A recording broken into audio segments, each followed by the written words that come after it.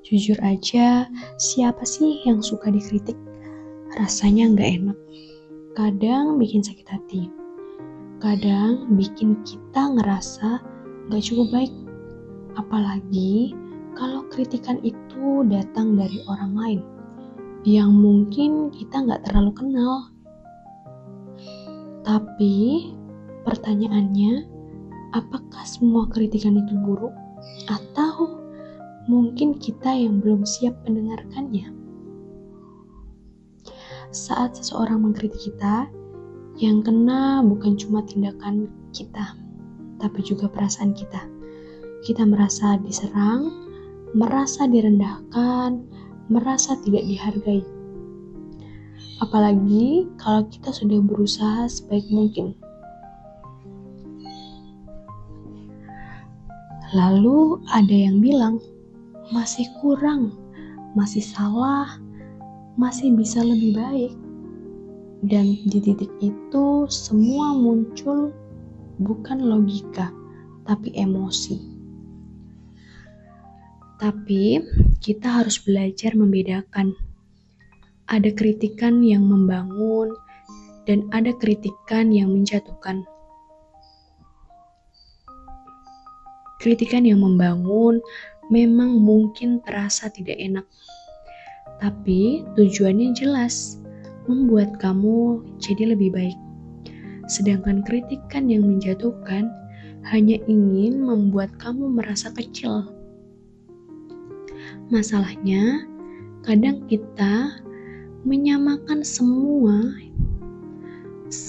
kritikan kita anggap serangan.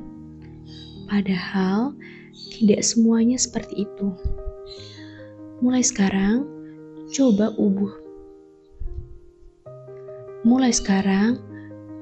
ubah cara pandangmu. Saat kamu dikritik, jangan langsung defensif. Tarik napas, dengarkan sampai selesai, tanya ke diri sendiri, apakah ada benarnya? Kalau iya, ambil itu sebagai pelajaran. Kalau tidak, lepaskan. Karena kamu tidak harus menerima semua pendapat orang. Ingat ini, orang yang tidak pernah dikritik biasanya orang yang tidak berkembang. Karena kritikan adalah cerminan. Mungkin tidak selalu menyenangkan, tapi bisa menunjukkan hal yang tidak kita lihat. Tanpa kritik, kita bisa merasa sudah cukup, padahal masih banyak yang bisa diperbaiki. Jadi, jangan selalu melihat kritikan sebagai musuh, lihat sebagai alat untuk bertumbuh. Tapi bukan berarti kamu harus menerima semuanya. Kamu tetap punya batas. Kalau kritikan itu merendahkan, tidak sopan, atau hanya menyakitkan tanpa solusi, kamu berhak untuk tidak mendengarkannya.